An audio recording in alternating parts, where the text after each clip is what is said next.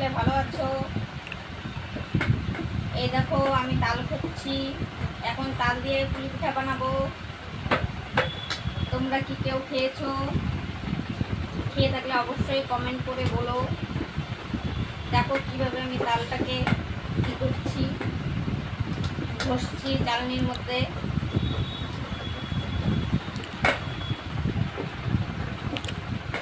যারা যারা একদমই তালের পিঠা বানাতে পারো না তাদেরকে বলছি যে কোনো গামছা লাগবে না, কিচ্ছু লাগবে না, এমনিতে তাল একটু তিতা লাগবে না, তার জন্য একটা টিপস আছে। সবাই লাস্ট অব্দি দেখো।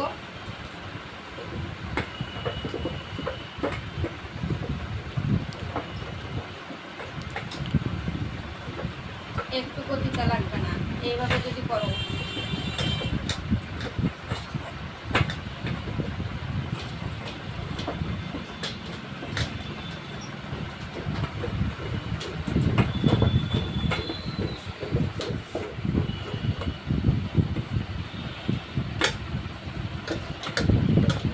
আজকে আমার বরের জন্মদিন, এর জন্য বর বলছে খাবে বলে তালের পুলি পিঠা।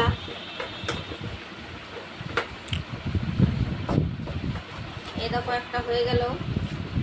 এই যে আবার যখন তোমরা তালটাকে ভিজিয়ে রাখবে, জলের মধ্যে একটু চুন দিবে, তাহলে দেখবে চুন দিয়ে কিছুক্ষণ ভিজিয়ে রাখার পরে দেখবে যে আঠাটা বেরিয়ে গেছে, যে টিপটুপে ভাব যে কষ্টটা থাকে ওটা বেরিয়ে গেছে। তারপরে খচবে, তাহলে দেখবে একটু তিতা লাগবে না।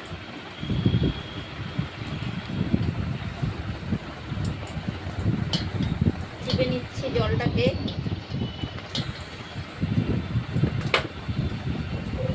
এই দেখো কি সুন্দর তালের রসগুলো বেরোচ্ছে।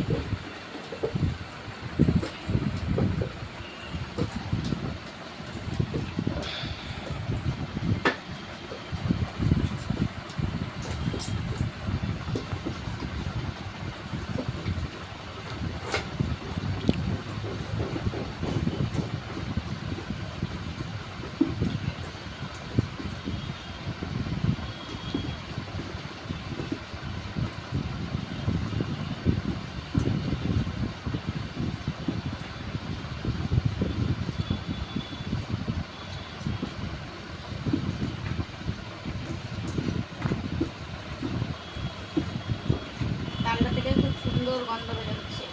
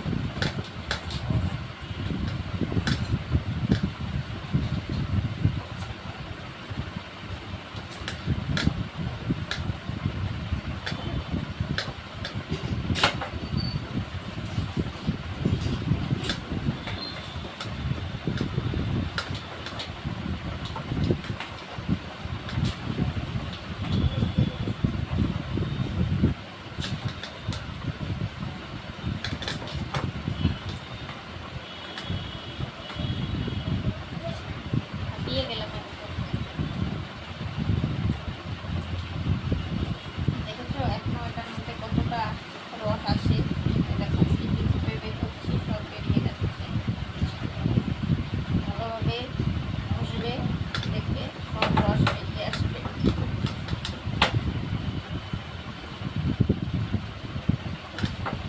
এটা হয়ে গেছে। এখন এটাকে একটু ঘষবো।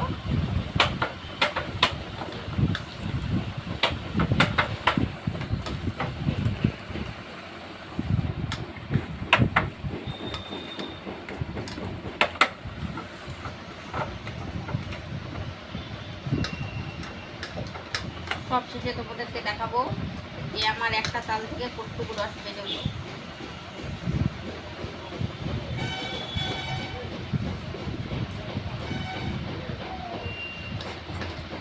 আর অবশ্যই যখন তোমরা তালটা ভিজাবে তখন একটু চুন দিয়ে দেবে।